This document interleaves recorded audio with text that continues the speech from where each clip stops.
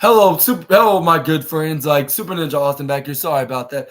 Had a little technical difficulty, but yeah, Super Ninja Austin back here with the second clip of the AEW Collision review. Back to the segment with the House of Blacks, 2/3 of the House of Black to be the exact, with Malachi Black and Buddy Matthews offering Dax Harwood and Cash Wheeler of the FTR, yeah, FTR, to join to join the House of Black, but they refused, and they instead used a fist to beat down the House of Black because they've been harassing FTR for the past couple of weeks in AEW Collision, but they brought the fight to poor FTR and send a message to them on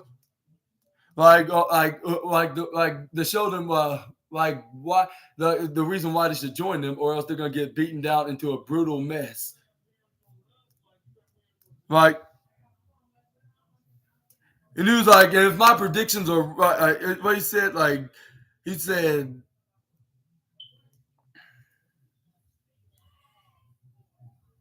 this was like, you see this right here, like every single person is gonna be coming for you, and if my predictions are right. Well, first he said no one is coming for you. And no one's not gonna be coming for you. Like my predictions were right last week. No one is gonna be coming for you guys.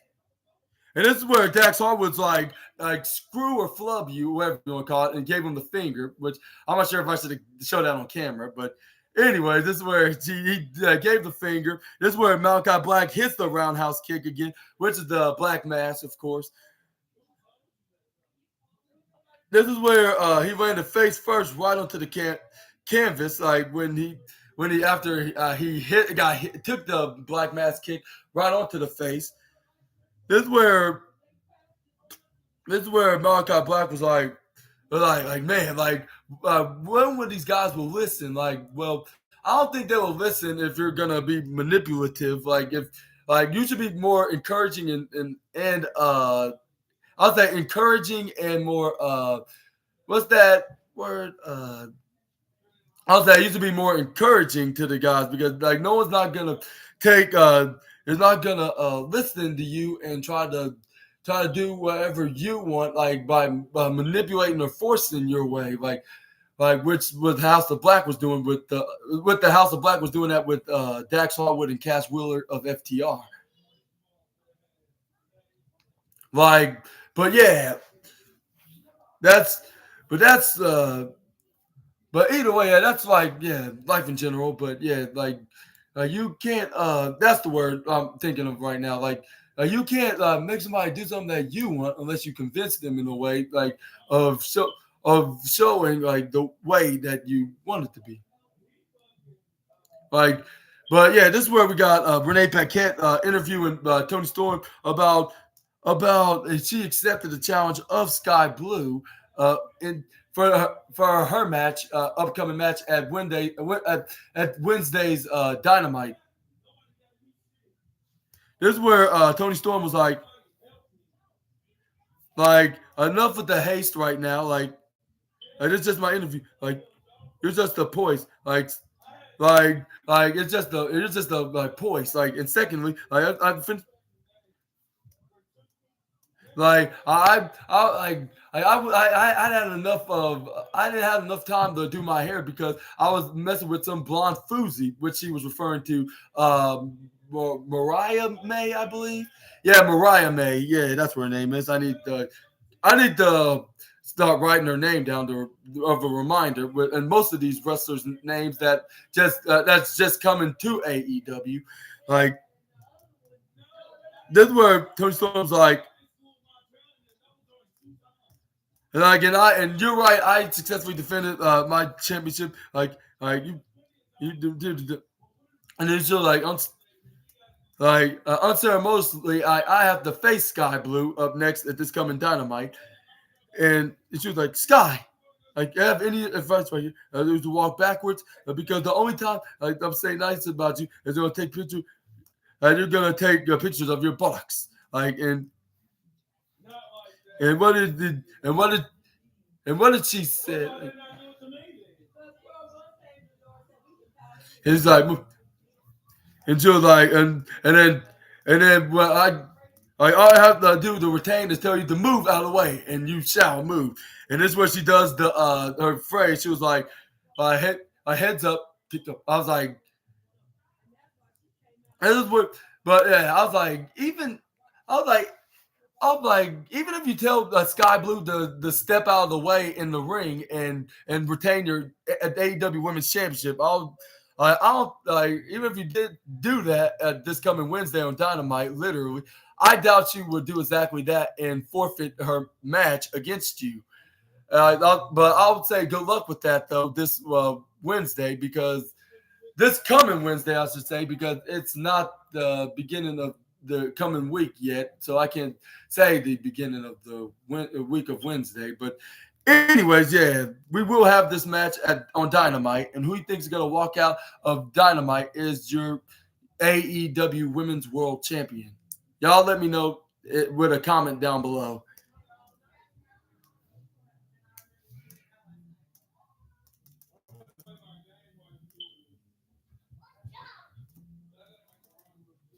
Anyways, let's move on to the next. Let's move on to the next slide right here, and it is El Hijo Vikingo taking on Kip Sabian. Yeah, this is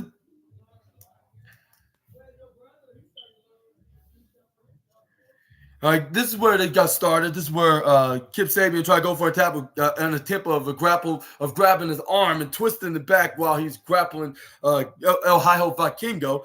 This is where Vikingo flips out of rolls out from the left corner ropes into the middle of the ring. This is where this, this is where he still was hanging on, like despite doing that roll onto the inside the canvas. This not inside the ring. This is where he throws him right through the right side ropes, flips him down into a front flip, still hanging on to him onto his arm. This is where he went back onto the left side hand ropes. This is where he's still hanging onto his arms. Like this is where he started bending like harder and harder. And this is where El Higo Vikingo started chopping and slapping a knee in the midsection of Kip Sabian. This is where he goes right on over. This is where he grabs onto his arm, start bending it upwards and backwards like this in this position. And this is where he went right on the top upper left corner of the ropes. This is where he hits a hot shot right on the ropes. This is where he goes for a spring. This is where he goes for a springboard, and gotta go for some kind of a springboard, I guess, crossbody. But Kip Sabian rolled out of the ring, which was probably a smart move of making the obvious spot more. But El Hijo Vikingo knew he was going to hang on to the ropes between the top rope, the top part of the rope and the middle side into the left corner ropes. This is where he bounced back into the ring. This is where he's like, "Come here, you coward! Like you think you're better than me? Like then I like to show you. Try to prove that to me." This is where Kip Sabian's like, "Why you little try to go for a clothesline?" This is where El Hijo Delphi Kingo goes for a roundhouse kick, a backspinning roundhouse kick right into the face.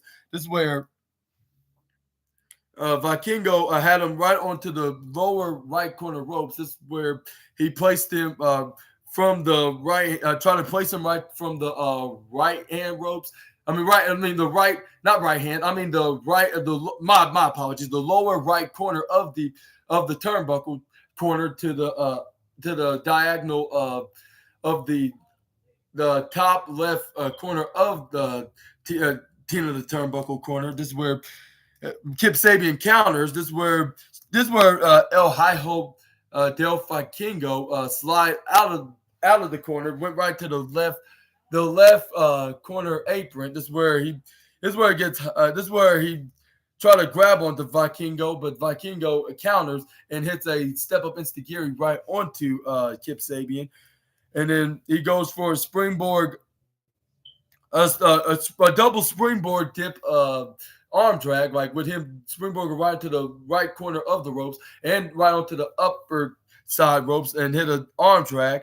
This is where he tried to go for a dodging shoulder tackle on. Not dodging. I meant to say a brutal shoulder tackle right onto Kip Sabian. Kip Sabian dodges out of the way. This is where he runs right through the right corner ropes. Not right hand ropes, I should say.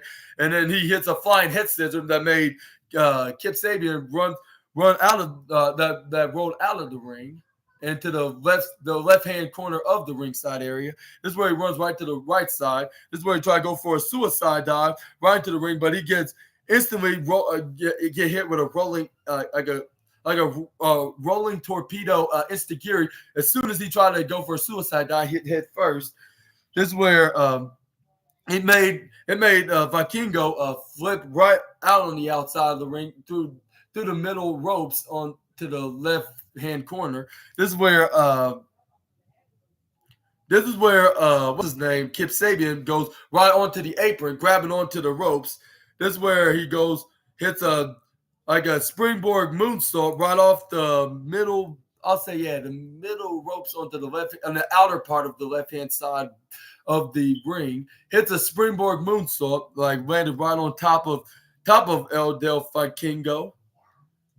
This is where he does an impression of Goldust, like in his time in WWE, which he's on AEW now, is Dustin Rhodes, his real name. I'm like, and he's like, we'll be back in these very important messages, which it was a picture-in-picture commercial break. But anyways, this is where he got him back in the ring. This is where he continued his beating onto Hi-Ho Del Vikingo. This is where Irish whips him do a very heavy hitting Irish whip right onto the left corner side of the ropes. This is where he tried to go for a rebound right onto the ropes. This is where he tried to hit a striking move, which I don't know what it was, because this is where what's they move out of the way.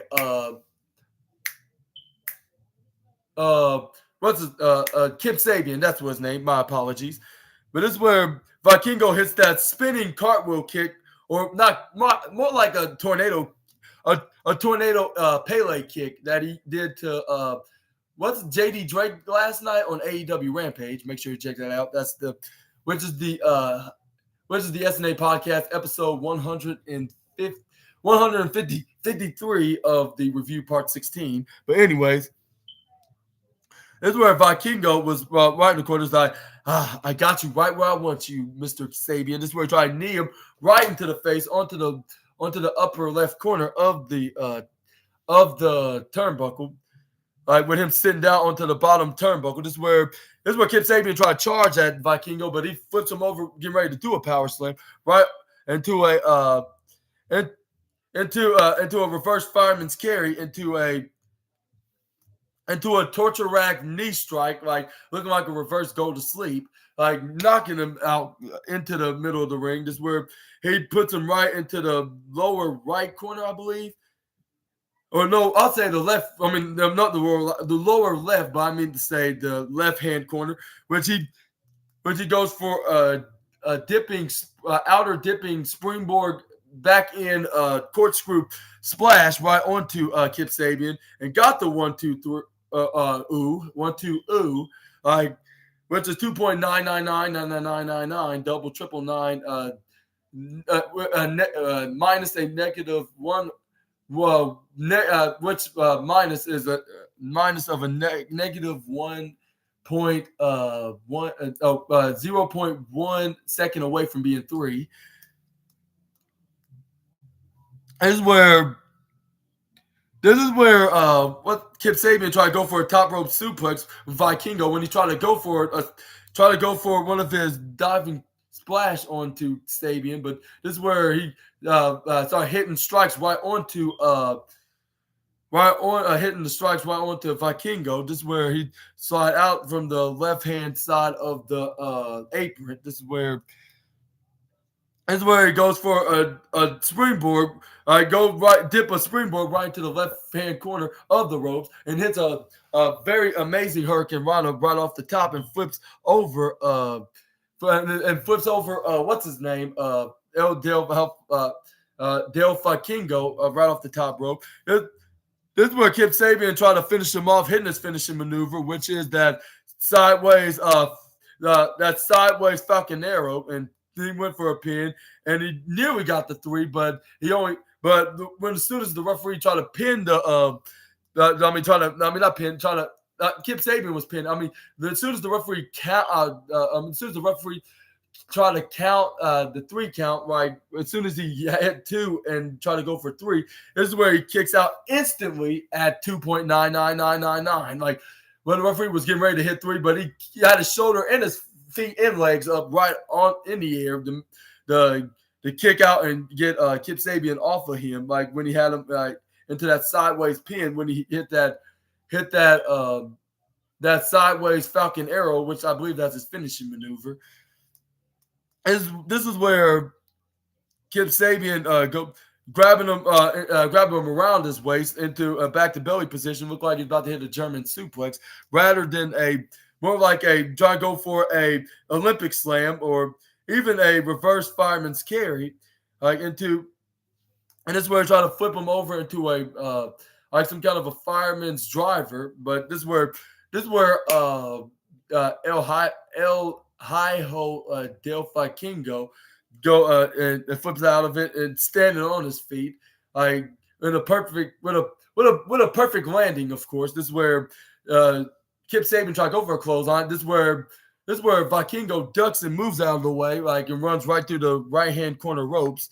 This is where he hits a striking right hand right onto the face, looking like if it's his version of a Superman punch. Of course, this is where he tried to take a page out of I believe Commander's playbook and runs right through the ropes, but only just a couple of steps into a diving corkscrew splash onto right on the Kip Sabian on the outside on the right hand corner of the ringside area. This is where the fans started chanting "Holy Sugar Honey Iced Tea," but they weren't specifically saying "Sugar Honey Iced Tea." They say the words that are the short initials, the initials of the letters of Sugar Honey Iced Tea. They holy shibs, break my ribs. But this is where Vikingo hits the diving double knees to the face, which I believe that's a signature move, like Andrade El Idolo. This is where he goes to the middle ropes, right on, or go head up to the top rope in the turnbuckle. This is where he hits the 630 splash, like he did to the Workhorsemen yesterday. Got the 1, 2, 3, and beat Kip Sabian in this match. And a huge congratulations to the current AAA Mega Champion, and hopefully he gains more wins like this and be recognized even more to AEW management and the AEW fans that most of them are very interested in, especially when he teamed with the likes of Penta El Zio Miro and Commander with a K. But what do you think what's next for the and what do you think what's next for the El Hijo Del Fakingo? Y'all let me know down in the comments below.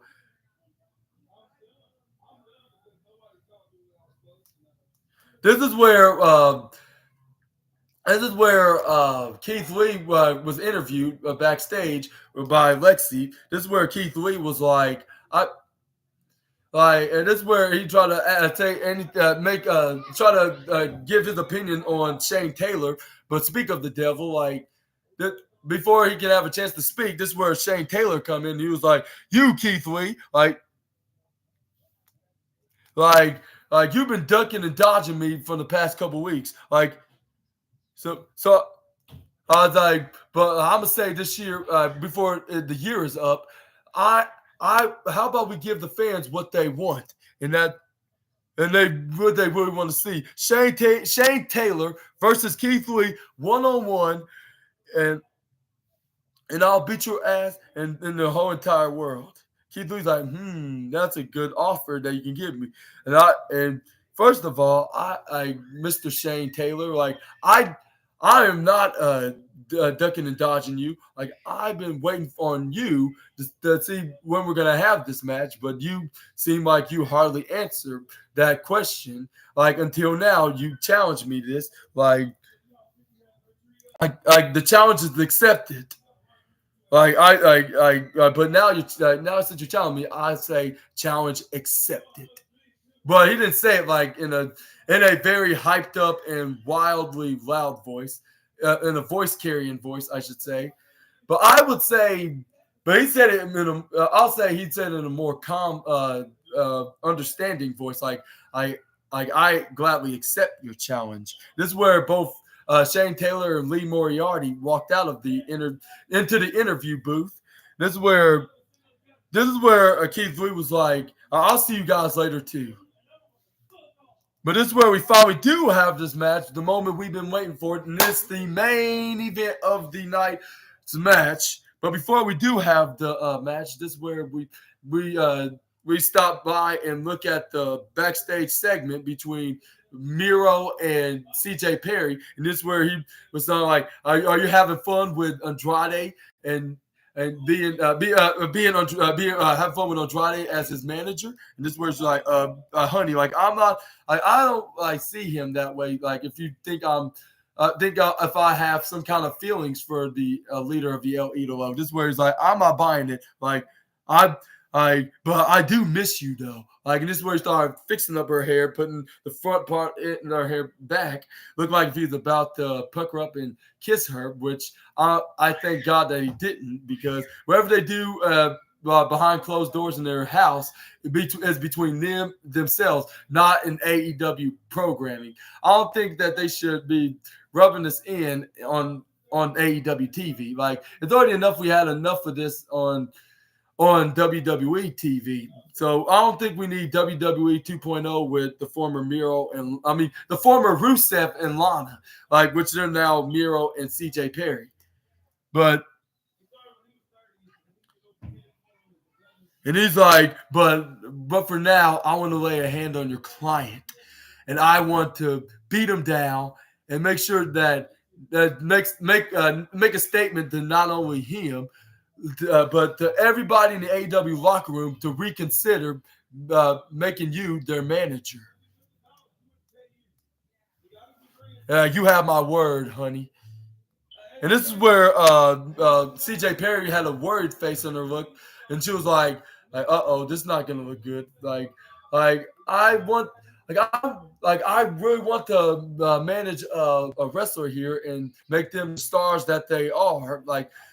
And make them be more of a main event legitimate star into this company. But it doesn't seem very good for my husband for me to be managers for any of the guys here in the locker room.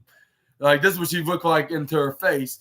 But what do you think about this storyline with Miro Miro being insecure of his self-proclaimed hot and flexible wife being his self-proclaimed hot flexible wife, like being the manager of his arch rivals in All Elite Wrestling? Sound off in the comments below. And do you think he's going to beat down the leader of El Idolo? Y'all also leave a comment about that as well. But we do.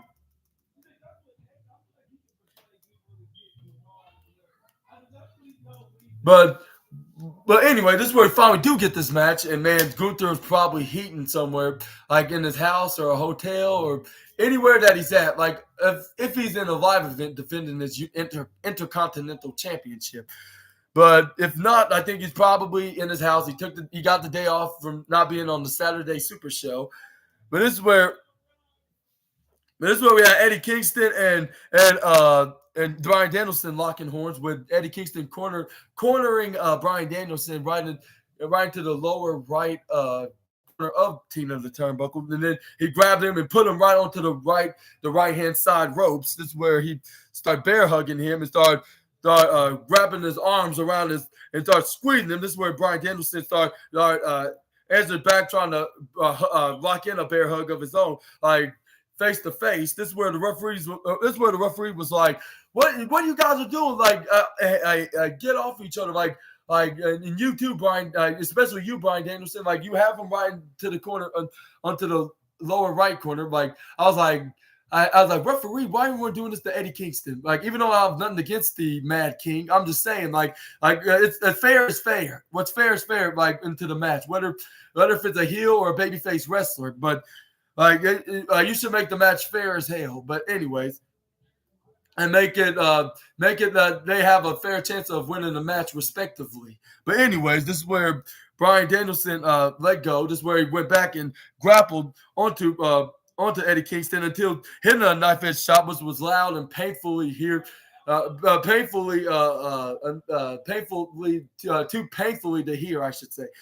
And even for Gunther too, like for him watching and probably adding Danielson again on the list, and waiting for him to meet into the ring, and along with the Mad King, because Eddie Kingston was like, "Oh, you just chopped me? It's on now." That's what he's looking like. Like, you think I don't have no chops left in the tank? I'll show you. Like, this is where he's putting his fist. This is where he's like, I'm gonna give you I'm gonna spare you now for chops, but I'm not. But my fist is not. Like, so he started grabbing onto doing a hand war. This is where he's getting ready to hit a right hand. This is where he waited until after he does a slide kick to catch Danielson off guard, but he was on his game. Like, make sure he does not get distracted by dodging Eddie Kingston's kick. This is where Brian Danielson tried to kick right in the midsection, tried to go for a side kick, but Eddie Kingston dodged out of the way two straight times in a row. This is where he started going back and forth, left and right. This is where he started hitting left and right hands right into his face, Brian Danielson's face. But Brian Danielson grabs onto him, put him in the upper right corner. This is where he hits a knife edge chop once again. This is where Eddie Kingston is like, you know what? I gave you a second chance the first time, but not this time. This is where he hits the chop right back and sent Danielson flying down to the lower left corner of Tina the Turnbuckle. Like, this is where he's like, see, I warned you, Danielson. Like, Gunther, like, I'm gonna murk you before Gunther does, because I'm gonna murder you with these knife edge chops, be slicing your chest open until I get to your heart. Well, not really metaphorically, in kayfabe perspective, but anyways, this is where Eddie Kingston's like, come on, get up if you think you're the master. Like, come on, Danielson. This is where Danielson got up, where he stepped back. This is where he was like, yeah, this is like, you're too easy, Danielson. This is where Danielson's like too easy, you couldn't even last at the Blackpool Combat Club's dojo. Like, were you saying those words? Like, this is where they do the hand. This is where they go in a hand war, start grabbing onto each other's hands. This is where Brian Danielson brings down Eddie Kingston, rolling into the middle of the canvas. This is where Eddie Kingston grabs onto the ropes. He was like, no, I'm not letting go. This is where Brian Danielson was grabbing onto his elbows, like, or through his arms, like with his arms, like doing like a double chicken wing lock. Like, I believe that's his finish. His submission move, I believe. This is where he hang on to the ropes, like with his hand and his hands. This is where the referee's like, hey, you can't hang on to him now, like he's on the ropes, or rope break, like 1, 2. This is where he did the 5-second one, which he got to 3. But this is where Brian Danielson started hitting punches right on, like lefts and rights onto Eddie Kingston when he was hanging onto the upper corner of the ropes. This is where Eddie Kingston started fighting back, bringing him down to the lower corner. And this is where he started hitting rights and lefts and rights and left strikes right onto the face of Brian Danielson. This is where he landed right into the lower left corner. This is where Eddie Kingston's like, he was like, and this is where Brian Danielson's like, my arm, but I don't like, but it doesn't matter right now because I have to get back into the match, like, and to win, like, score 3 points, like, even though because I never got a chance to score 3 points under the first round last week because of of not being cleared to compete. But this is where he brings Eddie Kingston down, hitting him with lefts and rights, like into a Luthez press position. This is where Bryan Danielson tried to go for right sliding kick right onto the left leg, like repeatedly. This is where Bryan Danielson this is where he hits a knife edge chop right on to Eddie Kingston repeatedly. Eddie Kingston's like, all right, like you think you can keep up doing this and the master of this, keep on chopping me. This is where he tried to go for another one, which Eddie Kingston's like, oh, the agony, but it doesn't kill me. It makes me stronger. And that did sound like Eddie Kingston. That was a perfect impression. Like with me saying full gear, saying full gear.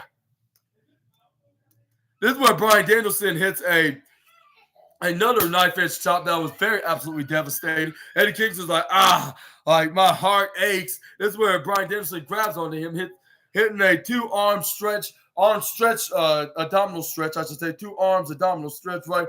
I put his knee right on his back, kind of submission maneuver, which I forget the name of the move, but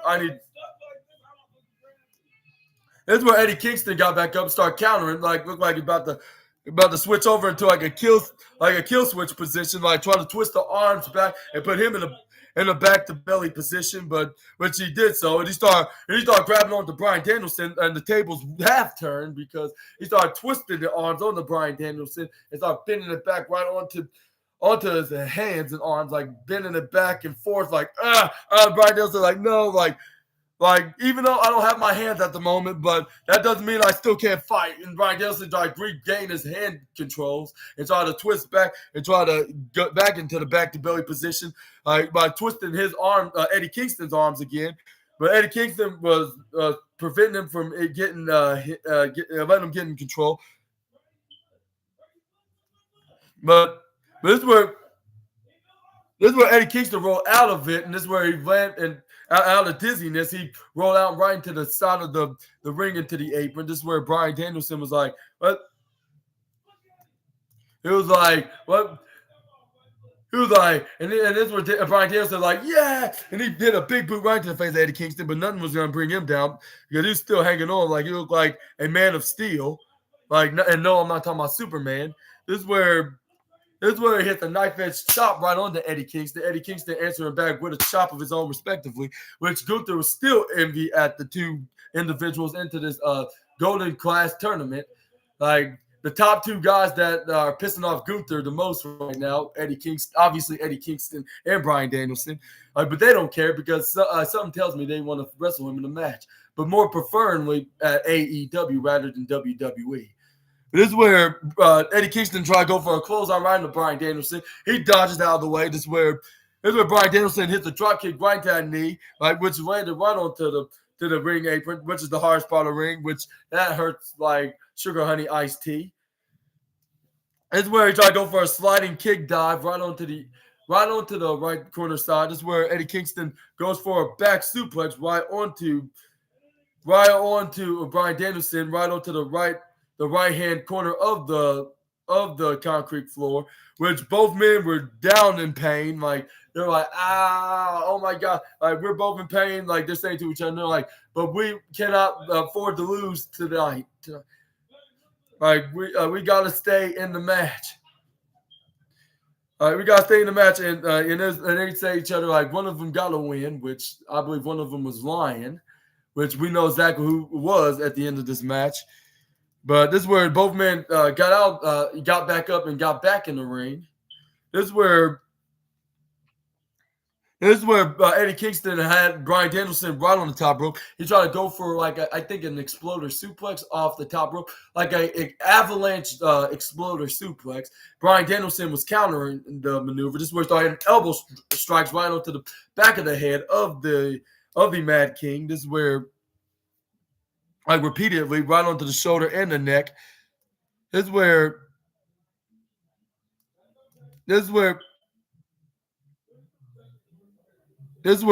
Bryan Danielson hits a striking headbutt right onto the head of Eddie Kingston to bring him down. This is where bring him down onto the back onto the canvas. This is where Bryan Danielson hit a middle missile drop kick right on the front torso of Eddie Kingston, which made him went down onto the bottom side corner of the hardest part of the ring apron.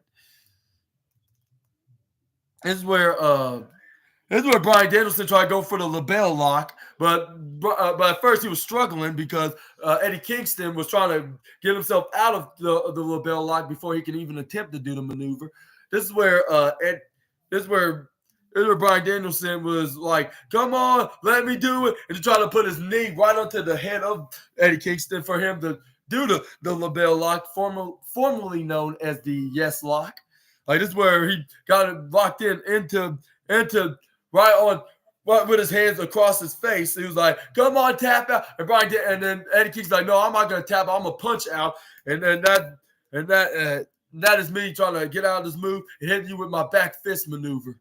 And this is where Eddie Kingston did exactly that, rolled out of it.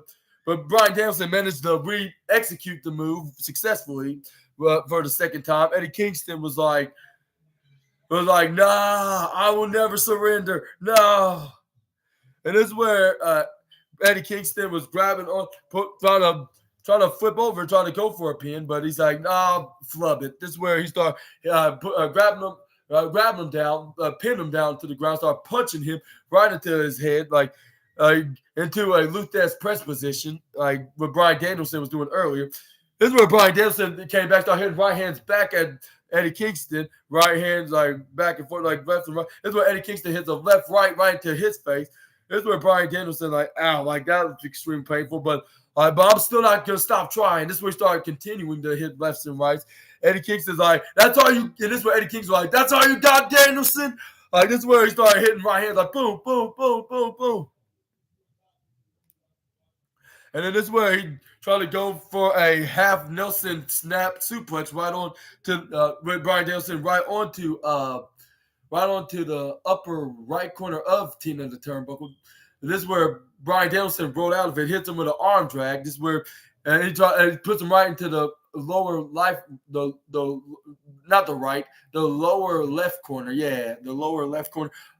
He tried to go for a running knee, but this is where Eddie Kingston dodged him by a second. This is where Eddie Kingston hits a back suplex right behind. This is where he tried to go for a back fist, which he successfully execute, like knocking Bryan Danielson out cold to gain some 3 points for his rights of being the New Japan Strong Openweight Champion and the Ring of Honor World Heavyweight Champion. And also the AEW Continental Champion as the Triple Crown Champion. This is where he tried to go for the pin, but the referee counted to 1, the referee counted to 2. But Bryan Danielson kicks out at the last second. Well, technically 2.7 seconds. This is where Eddie Kingston was like, I'm going to do some more damages. Like that, this is great and the blessing in disguise. Like I could beat more, do some more beating onto the American Dragon until he understand why he should not mess with the Mad King and try to make this person. This is where Eddie Kingston tried to attempt to do.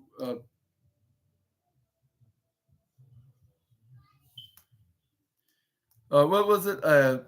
Eddie Kingston got back up. This is where. Oh no! Yeah, he tried to hit one move, but I think he got picked off with a drop kick. This is where Bryan Danielson didn't hit his former yes kicks. Like first he does on the he hits his right leg right on the Eddie Kingston's front side of his midsection, and then and then his left leg with his back hitting the roundhouse side kick, the former yes kick, right his left leg right onto Eddie Kingston's back while he continues to do the right, like into a pattern manner, in a patternly manner, I should say, if you know what I mean by that. But he hits a right hand right onto the right leg, but hits the right leg into the front in the front with his belly, and hit the left roundhouse kick his left leg into a roundhouse kick into his back, Eddie Kingston's back until Eddie Kingston got back up, hit another back fist to intercept the American Dragon. This is where he hits a knife edge chop afterwards. That Bryan Danielson was like, you think you can bring me down with that chop move? I can bring you down like a million times with that move, like in a row. Like, so you cannot take down the American Dragon. Like, you cannot slay the dragon because no one can. That's what Bryan Danielson was like. This was like, come on, bring on more. Like, I got hit with more. Like, I got hit with more chops than that's harder, and it left me with more red marks than that from bigger dudes than you. Like, compared to them, like, you're just a sissy. This is where Bryan Danielson was to hit a knife edge chop right onto Bryan Danielson. Bryan Danielson hits a yes kick right onto the midsection and the front side of the Mad King. This is where Eddie Kingston's like that did not. I didn't feel. That did not. That did not. That did not hurt a bit. Like, that felt like a 5-year-old toddler hitting me in the shin. And this is where he goes for a step up insecurity on Bryan Danielson. This is where he goes for a snapmare dragon, like a snap half Nelson dragon, I should say. This is where Eddie Kingston tried to go for the back fist onto Bryan Danielson. Bryan Danielson tried to go for the Regal Plex, which he probably learned, which was probably one of the last things he probably learned from the British legend from Blackpool, William Regal, of course, his mentor, even, I should say, the one that MJF loved calling the drug-addicted wrestler, which I would say that's not the best way to describe any wrestler in this industry. But anyway, this is where he hit the Regal Plex. Bryan Danielson didn't fall flat on the ground until he got back up. This is where he started hitting the foot stomp, like grabbing on the hands of Eddie Kingston while doing so in the process. Like, stomp, stomp, stomp, stomp, stomp on the face of Eddie Kingston. This is where Bryan Danielson's like, you'll never win this tournament, and your strong open weight championship and your New Japan strong open weight and your Ring of Honor World Championship is going to belong to me when I win that, and also the.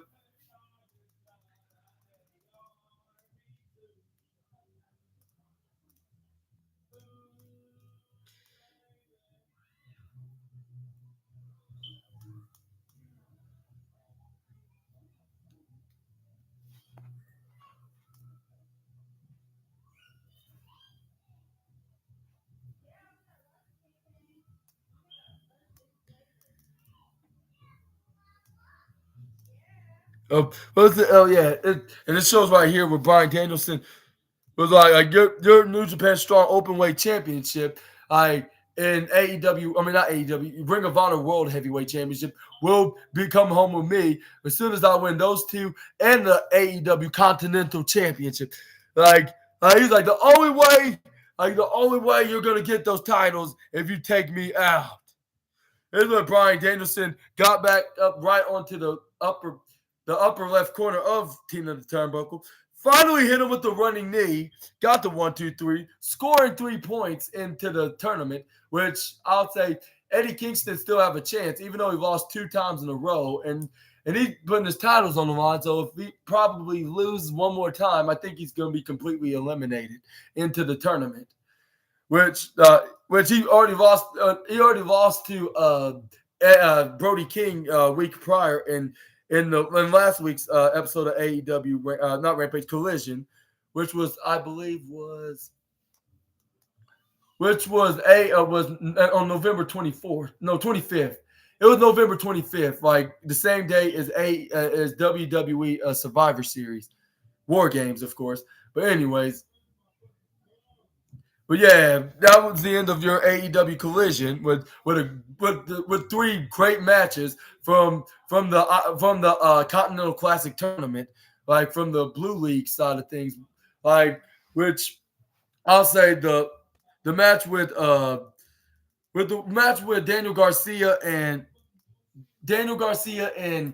not Claudio or Andrade El Idolo in the middle was very good in the mid card division side of things. I'll say division in the mid card side of things in tonight's show. And the opener was a real good bang. Was a real was a really good filler match, I should say. Like into the, but I'll say it was more than just a filler. It was like really very entertaining, and it showed these men could one day fight for over the AEW World Heavyweight Championship. And the main event match was a banger, definitely. Like yeah, like it was back and forth contest that's convincing Gunther to come over to All Elite Wrestling, which I don't think he would join, but the fact that he's having a historic run as Intercontinental Champion in WWE.